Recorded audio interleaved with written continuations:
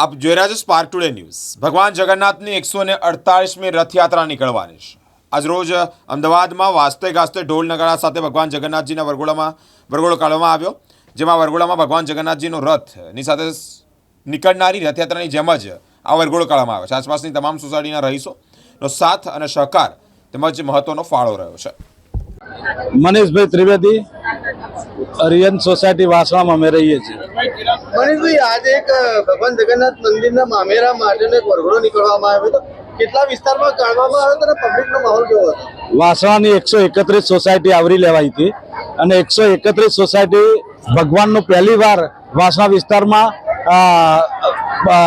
સ્વાગત કરવા માટે આતુર હતી। આજે બહાર પબ્લિક જ એટલી બધી હતી કે જાણે આખું વાસણા વિસ્તાર જ બહાર આવી ગયું હોય એવી રીતે ભગવાનનું ભવ્યથી ભવ્ય સ્વાગત વાસણના રહીશોએ કર્યું છે।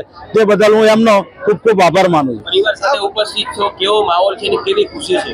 આજે જાણે ખુશીનો તો કઈ વાત જ બોલાવી નથી, કારણ કે આ ખુશી નથી, આ જીવનનો એવો શ્રેષ્ઠ દિવસ છે કે જે ભાગ્ય જ કોકના નસીબમાં થાય એ આજે અમારા ફેમિલીમાં આવ્યો છે। આજે ત્રિવેદી પરિવાર એટલો બધો ભાવ વિભોર થઈ ગયું છે કે જેની કોઈ સીમા રેખા નથી। આ વરઘોડામાં મહિલા બાળકો સાથે કેવા કેવા લોકો જોડાયા? આ મહિલામાં આ વરઘોડામાં દરેક વ્યક્તિઓ સામેલ થઈ છે। આવો વરઘોડો પહેલા કદાચ નીકળ્યો નહીં હોય ને કદાચ નીકળશે નહીં, એટલો ભવ્ય વરઘોડો અને એટલો વાસણા વિસ્તાર એટલો બધો હર્ષ અને ઉલ્લાસથી ભગવાનનું સ્વાગત કર્યું છે।